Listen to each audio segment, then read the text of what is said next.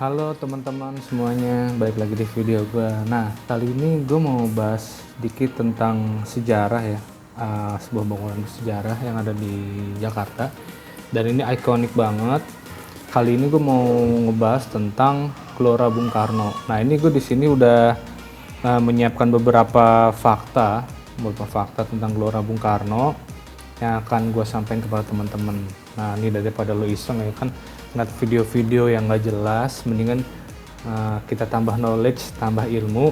Gue coba berbagi sedikit fakta-fakta tentang Gelora Bung Karno ya yang udah gue siapin. Alamat Gelora Bung Karno sendiri itu adalah di Jalan Pintu 1 Senayan, teman-teman. Gue rasa lu semua udah pada tahu deh, di daerah Senayan. Itu tepatnya di Kecamatan Tanah Abang, adanya di Jakarta Pusat. Nah, arsiteknya teman-teman, kita patut bangga ya. Pada saat itu Presiden Soekarno menunjuk seorang arsitek asli Indonesia, itu namanya Frederick Silaban. Pak Frederick Silaban itu adalah seorang arsitek yang berdarah Sumatera Utara. Nah, Pak Frederick Silaban ini kemudian dia merancang pembangunan Gelora Bung Karno, tapi pada saat pembangunannya itu Indonesia, Pak Soekarno waktu itu presidennya itu menginginkan kerjasama dengan Soviet, karena Soviet itu sudah pengalaman membangun stadion-stadion besar sebelumnya, dan Pak Soekarno tuh kebetulan pernah ke sana, pernah ke Soviet, dan dia di sana tuh ngelihat banyak stadion-stadion. Makanya kalau misalkan kita ngelihat Stadion Gelora Bung Karno itu dengan stadion-stadion yang ada di Soviet sana, negara-negara Soviet ya, Rusia dan sekitarnya, itu tuh strukturnya dan bangunannya itu hampir-hampir sama modelnya, karena memang pembangunannya itu bekerjasama dengan Soviet. Pada awalnya diberi nama Pusat Olahraga Bung Karno, Pusat Olahraga Bung Karno pada saat awalnya, karena dirasa itu kurang cocok pada saat itu oleh menteri-menteri, oleh pejabat-pejabat negara tuh namanya kurang cocok, karena sifat olahraga itu sendiri tuh bukan terpusatkan gitu ya, jadi itu kayak harusnya tuh dinamis gitu. Makanya kemudian diganti nama menjadi Gelanggang Olahraga Bung Karno atau disingkat Gelora. Nah, jadi Gelora itu kepanjangannya adalah Gelanggang Olahraga. Gitu teman-teman. Gelanggang Olahraga Bung Karno yang disingkat Gelora Bung Karno. Pada tahun 1984, nama Gelora Bung Karno diubah oleh Presiden kedua Indonesia, yaitu Pak Soeharto. Kenapa dirubah? Ya ini terkait dengan politik lah ya. Pak Presiden Soeharto itu pengen mengurangi Soekarnoisasi yang ada di Indonesia. Pada saat itu diganti namanya menjadi Gelanggang Olahraga Senayan.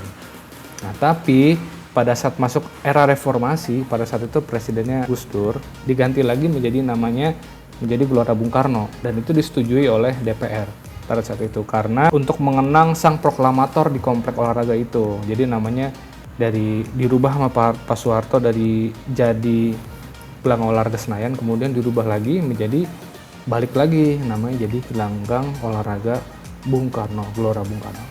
Pada saat pembangunan itu pada tahun 1960 itu tuh banyak kontroversial teman-teman, kontroversial karena pada saat itu tuh rakyat Indonesia belum begitu makmur, tapi kenapa kok ini mau ngeluarin dana yang sebegitu besar untuk membangun sebuah tempat olahraga pada saat itu, dan itu banyak banget pertentangan. Tapi pada saat itu Bung Karno tuh ngomong kayak gini, ini semua tuh bukan untuk kejayaanku, dia bilang.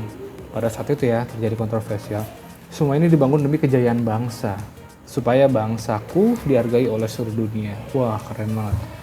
Nah, kemudian kompleks Gelora Bung Karno ini kompleksnya ya, bukan stadionnya doang lah ya. Kompleks Bung Karno itu tuh berisikan stadion utama, stadion-stadion sekunder kayak basket, istora dan segala macam.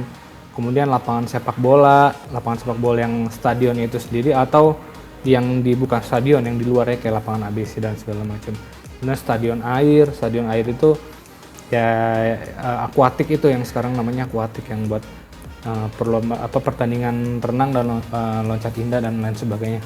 Kemudian stadion tenis, ada tenis indoor, ada tenis outdoor, lapangan hoki, baseball, panahan. Dulu tuh ada golf teman-teman. Dulu ada golf tapi sekarang digusur. Nah, itu juga golfnya bukan lapangan golf besar gitu ya, cuma kayak gue lupa nama istilahnya apa, Pokoknya dulu ada untuk latihan golf, tapi sekarang udah dihapus.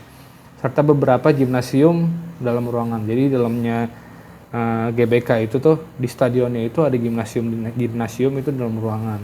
Fakta-faktanya nih teman-teman ya, sedikit fakta-faktanya. Kapasitas yang sekarang setelah direnovasi, pada saat awalnya itu dibangunnya Gelora Bung Karno itu 110 ribuan kapasitas tempat duduk teman-teman. Jadi bangkunya itu panjang-panjang semua. Setelah direnovasi yang mau Asian Games kemarin itu 2018, dibikin bangkunya itu satu-satu.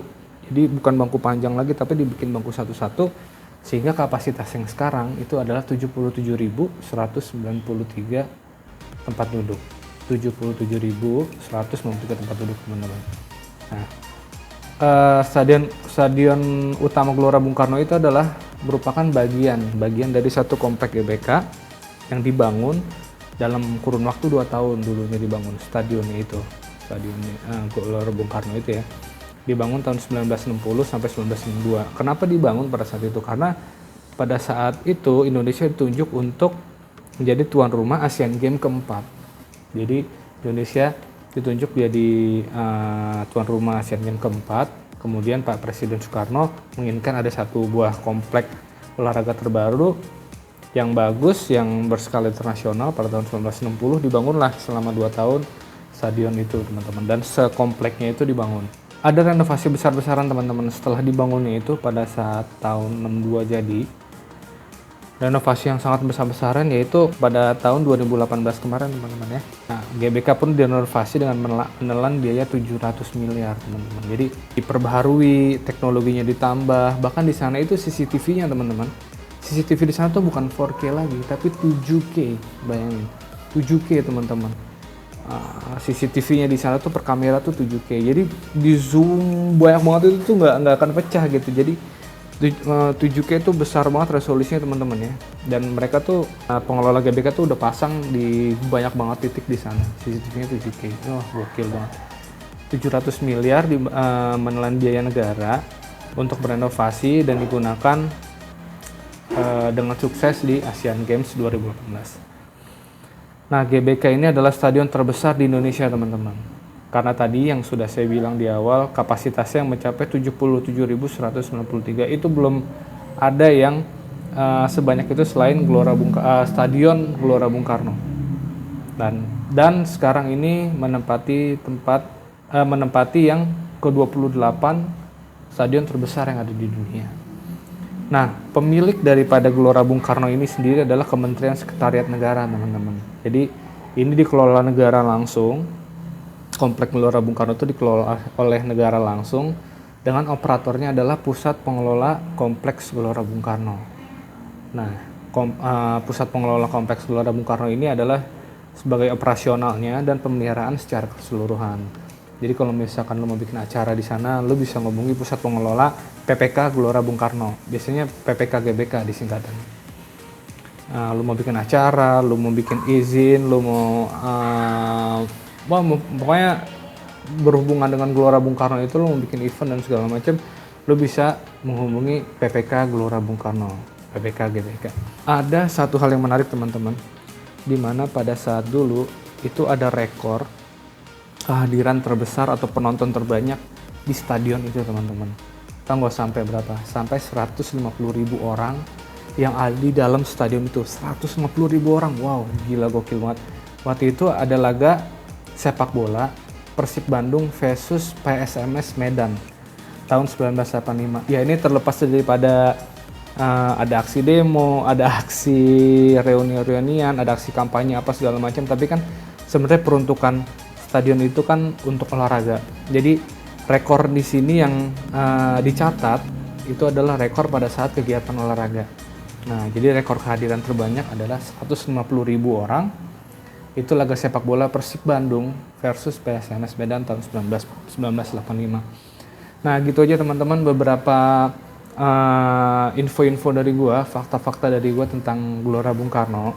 Ya, daripada lo nonton video-video yang gak jelas, mendingan lo dapat knowledge baru, dapat informasi baru tentang negara-negara lo supaya lo lebih mencintai negara lagi, supaya lo lebih menghargai sejarah-sejarah yang ada di Indonesia. Thank you ya teman-teman udah nonton videonya, jangan lupa di like, di subscribe. Bye.